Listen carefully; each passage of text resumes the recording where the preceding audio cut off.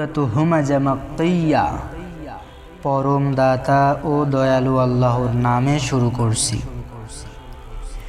দুর্ভোগ প্রত্যেকের, যে পশ্চাতে ও সম্মুখে লোকেদের নিন্দা করে, যে অর্থ সঞ্চয় করে এবং তা বারবার গণনা করে, সে ধারণা করে যে তার অর্থ তাকে অমর করে রাখবে। কখনো না, সে অবশ্যই নিক্ষিপ্ত হবে হুতামা।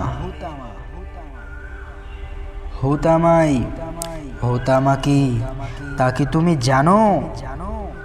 এ আল্লাহর প্রজ্বলিত অগ্নি, যা হৃদয়কে গ্রাস করবে। নিশ্চয়ই এ ওদের পরিবেষ্টন করে রাখবে দীর্ঘায়িত স্তম্ভসমূহে।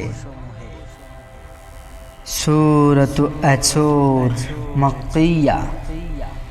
পরম দাতা ও দয়ালু আল্লাহর নামে শুরু করছি। কালের শপথ, মানুষ অবশ্যই ক্ষতিগ্রস্ত, কিন্তু তারা ব্যতীত যারা ঈমান এনে সৎকর্ম করে এবং পরস্পরকে সত্যের উপদেশ দেয় ও ধৈর্যের উপদেশ দেয়।